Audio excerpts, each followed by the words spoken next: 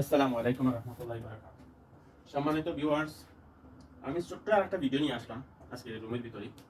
এই যে দেখেন একটা পাঙ্খা, এই পাঙ্খার চতুর্দিকে অনেক বেশি কাঁচরা হয়ে গেছে। তো কিছুদিন পরে যার ঘরে পাঙ্খা হোক, পাঙ্খাটা এইভাবে কাঁচরা হয়ই।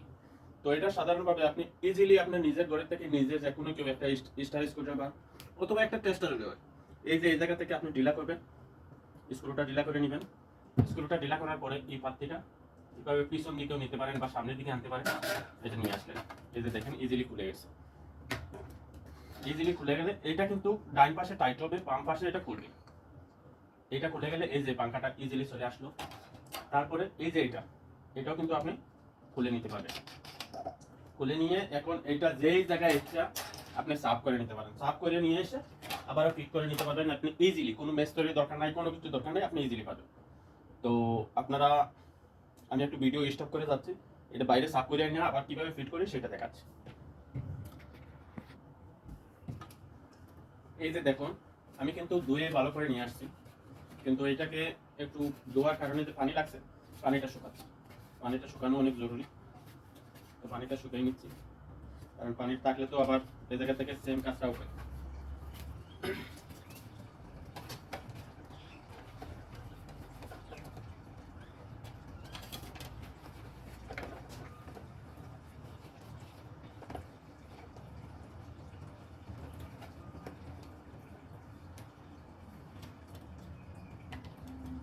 এবার পিছনে পাঙ্খাটা বসিয়ে দিলাম। এটা হচ্ছে বড় না, পিছনে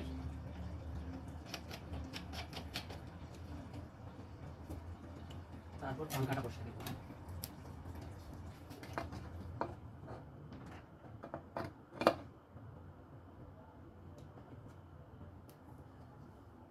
উপরে নাটটি লাগিয়ে দেবো। এটা কিন্তু উল্টা পেঁচের নাট, পাঙ্খাতে ধরে আস্তে করে আপনি একটু টাইট করে নিলেই টাইট হয়ে যাবে।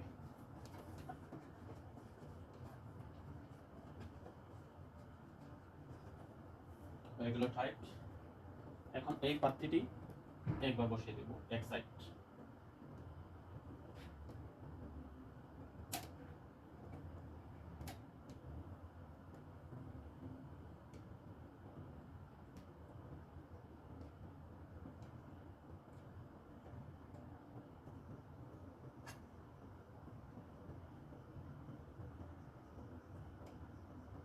এক সাইড বসে গেল।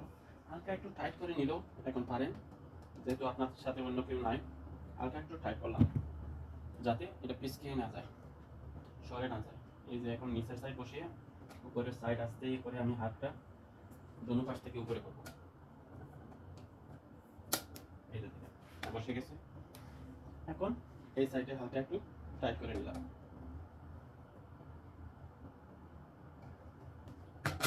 হয়ে গেল আমার পাঙ্খা চালু হয়ে গেল। ওয়াও, আগের থেকে দ্বিগুণ হাওয়া আসতেছে। কিভাবে আওয়াজ করতেছে।